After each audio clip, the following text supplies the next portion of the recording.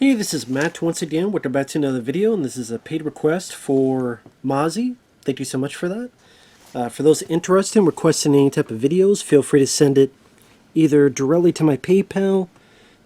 CashApp is a possibility as well. Links are down below in the info box. I'll get to as soon as I can.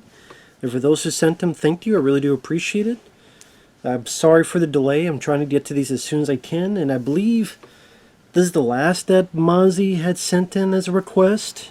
I believe so. Thank you so much for that, Masi. If you're watching, Masi. Sorry, I mispronounced your name because I'm an idiot. But thank you for the request. I do appreciate it. Hopefully you enjoy the videos. But the last one from Masi is the Virgin Suicides from 1999. I had heard of this film. Never really cared to see it.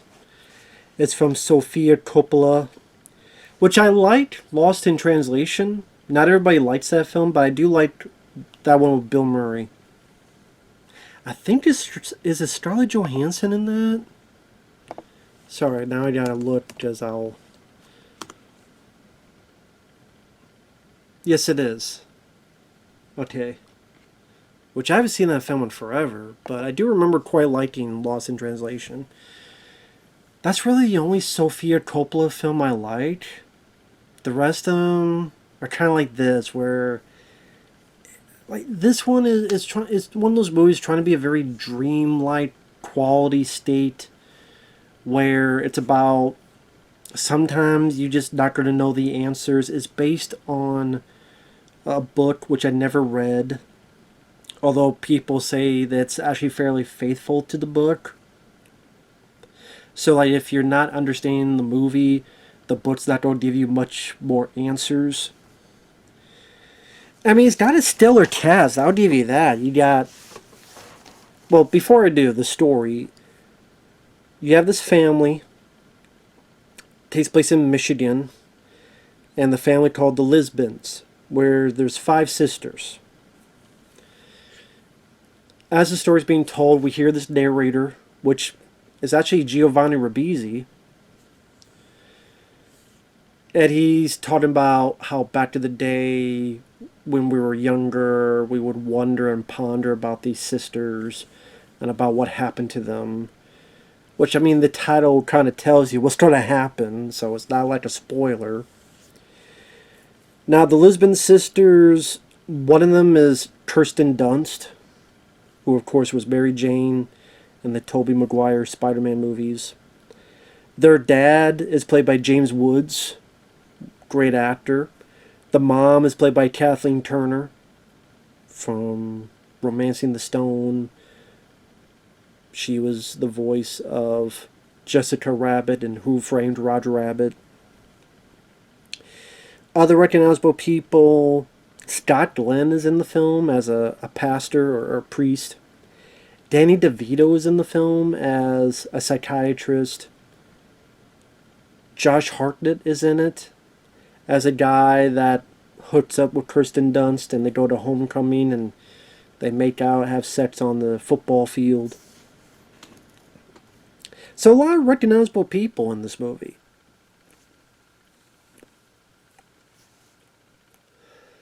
But man, this movie was just not for me. Because its whole point is not answering questions. Where, again, the spoiler. I mean, it's not much spoiler, but technically spoilers. It's the only way I could do it. I'm sorry. It is. One of the first scenes is the youngest of the Lisbon sisters. She had slit her wrists, but she has lived. She goes to a psychiatrist. They have a party, the family, and they invite boys over. There's this kid named Joe who, I guess he has a bit of Down syndrome. They tease him a little bit where they have him sing a song. They said, oh, if you scratch his chin here, he does this. So, I mean, that's not right to do. So they tease him a little bit, but... Well, I mean, it's not good, but she sees this, She goes upstairs and then jumps out the window to her death. I mean, I don't appreciate the teasing either, but it wasn't I need to throw myself out the window offense. So now there's 4 girls left. The parents, at least Kathleen Turner, seem a bit more protective. We hear a lot of this is told from the boys' point of view, where they're witnessing what's going on with these girls or lack thereof that they can see. They want to know more about these girls. Josh Hartnett goes out a little bit with Kirsten Dunst. Michael Pare, I almost forgot, he's actually in the film. Because it cuts, this is the only time it does this. It cuts to the I guess the present, where Michael Pare is reminiscing about his time. So he plays the older version of Josh Hartnett, which I thought was interesting. But that's like the only time it does that. The rest of it is either you're hearing Giovanni Ribisi's narration about what's going on back in the day, and that's most of the movie, or it's, this is the only time we see the present, so to speak. So I thought that was a bit weird that that's the first and only time we do that. By premise, he sums it up with, usually girls are after me, but this is the one time I went after a girl, and about how that was true love. But yet, when you're the younger Josh Hartnett, you left her at the field and didn't bother to contact her, call her again. So, kind of hard for me to like you, buddy. And a lot of it's just kind of them, the girls are stuck, but you don't really get to know much about what's going on in the house because it's from the outside boys' point of view. But like those boys, I can't tell you a goddamn thing about those boys other than Josh Hartnett was a womanizer, but he's not even part of the group. Like Josh Hartnett is like outside the group. He pops in, does his thing, and then kind of leaves. The other boys, we know nothing about them. We know nothing about what makes them tick. We don't know them as characters. We don't know anything about them. Other than they'll watch the girls or watch across with a telescope or try to send messages. But you don't get to know anything about personality-wise, characteristic-wise, nothing. Maybe that was the point, but who am I supposed to give a fuck about? Like, I don't know anything about our leads. And then the girls, we don't know why they're doing any of this. And again, that's the point I get. But there's no payoff where you find out, oh, this is what was happening. It was abuse. No, you never find out about any of that.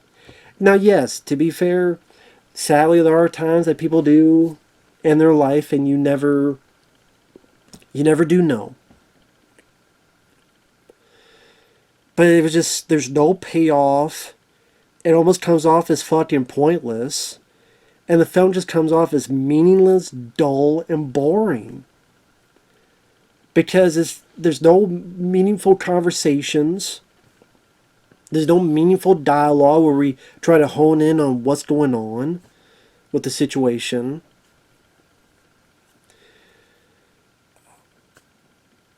James Woods and Kathleen Turner seem like nice parents. Other than when Kirsten Dunst stays out too late with Homecoming and is on the football field, comes home. I guess Kathleen Turner got pissed and said, we don't burn your rock records and you're all going to be kept here because you'll be safe here. And there's one line where Kirsten Dunst says, you're safe in here. I can't breathe in here. That's like the only inclination you get to any depth or any meaning or whatever. I don't know how to word it. And also it seems like a waste of some actors. Like Danny DeVito is in one scene as a psychiatrist. And it can't be more than a minute. That anybody could have played this part. So it was just a meaningless cameo from Danny DeVito. Scott Glenn, who's a great actor, he was in Backdraft, he was in this great older film called The Challenge. He's in one scene as a priest trying to talk to James Woods, goes up and tells the girls, if you need to talk, let me know. Then, like, you never see him again. So, like, wow, what a waste of Scott Glenn. Waste of Dane DeVito. Anybody could play these parts.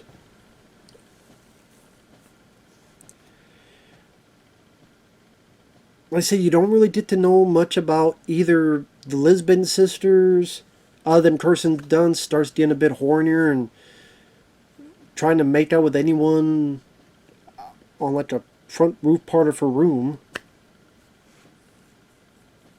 That's like all you know about these. The other, there's 4 girls.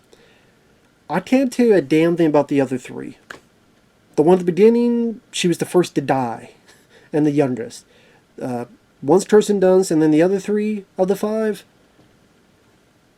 I can't tell you one fucking thing about them. Because they're not characters. They're just set. They're just plot points. They're part of the backdrop. I don't know how else to word it. So I have no characters, really. I mean, the closest, I guess, is Josh Hartnett. Because we see how he is older as Michael Pare, and apparently he's gone through stuff because Michael Pare, his last bit is someone comes in and says, you're late for your meeting. So I don't know if it's an AA meeting or where he's at, I don't know. It looks like he was in a hospital. So I don't know. Maybe he's part of one of the fucking cuckoo's nest. I don't know. The way it ends is spoilers. The kids are trying to message them. We'll help you out. We'll help you escape. Okay, come over at this time. So the kids are thinking, we're going to get in this car. We're going to escape with them. Kirsten Dunst goes, oh, I've been expecting you. I'm going to go to the car. I'll be right back. She leaves. The kids go in. And they find the other girls dead. One has hung herself. One's put her head in the oven. One, we hear in narration, took pills. And then Kirsten went in the car and I think carbon monoxide died from that in the car.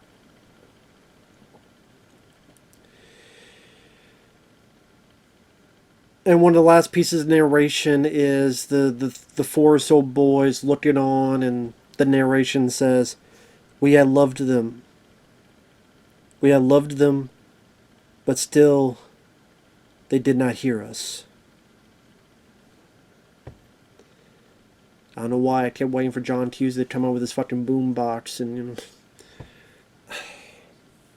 I'm like, there's no fucking payoff. This is fucking meaningless. It was a waste of fucking time to watch this goddamn movie. These 5 girls died. You never know why they did it. You don't know why they accomplished it. That horrible feat. You don't know. You don't know. You never know. And there's no one to... And apparently James Woods and Kathleen Turd got in a car and drove out of town, and they were never seen again.